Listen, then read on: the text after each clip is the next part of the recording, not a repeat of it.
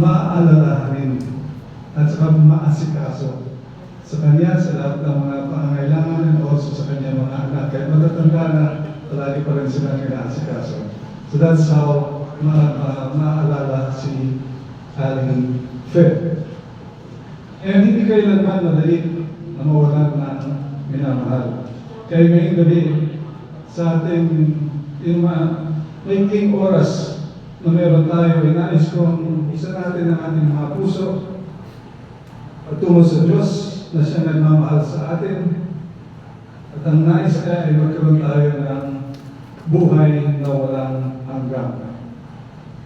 So punta tayo sa ating program na dito and turn to page 2. Meron tayo mga talata galing sa Biblia at basahin natin nung sabay-sabay yung John 3:16.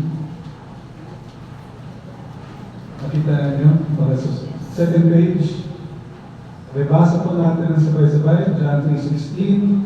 For God so loved the world, He gave His only Son, so that everyone who believes in Him will not perish, have eternal life. So, alam ay madalas niyong marinig itong talata ito. At itong galing ito ay gusto kong tingnan yung ibig sabihin, anong mensahe dito sa talata ito. It's an amazing verse. At pinapakita dito sa atin, sa verse na ito, yung pag-ibig ng Diyos ay limitado lamang sa isang particular na tao. Kung isaklaw ang buong. So ibig sabihin niyan ay bawat isa sa atin ay mahal ng Diyos. Minahal ng Diyos ang ating kapatid na si Pedro at mahal niya ang tao. Tayong lahat na narito ngayong gabi. Isiguro mo na ikaw ay minamahal ng Diyos. Siya ay malalim na namamalasakit para sa atin.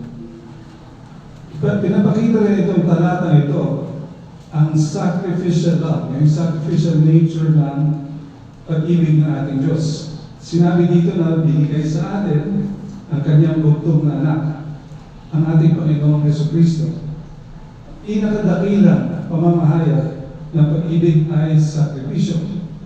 At ang kahandaan ng Diyos para ibigay ang kanyang nag-iisang anak ay nagpapakita ng sukdulang kilos ng pag-ibig. Hindi niya pinagkait ang kanyang pinaka-precious sa kanyang anak. So upang pahalagaan ang pag-ibig na ito, dapat natin maunawa bakit kailangan ibigay ng Panginoon ang kanyang anak. Sa ikalawang bahagi ng verse na yan, makikita natin na sinasabi, everyone who believes in Him will not perish but have eternal life.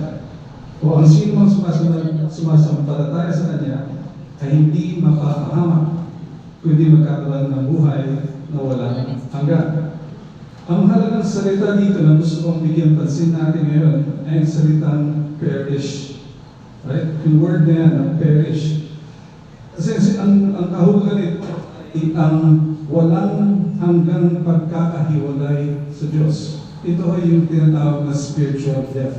Spiritual death, eternal separation from God. So napaka-importante itong salita na ito.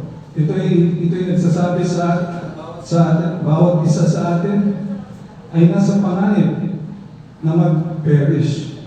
Okay? Yun yung sinasabi sa atin. Kaya pinadala ng Diyos ang kanyang anak upang mamatay sa ating mga kasalanan. Ang dahilan kung bakit tayo nasa panganib ng kapahamakan or to perish ay matatagpuan natin sa ikalawang talata na makikita natin sa ating programa. So basahin natin ang sabay-sabay ulit ang Romans 3 verse 23. Sabay-sabay.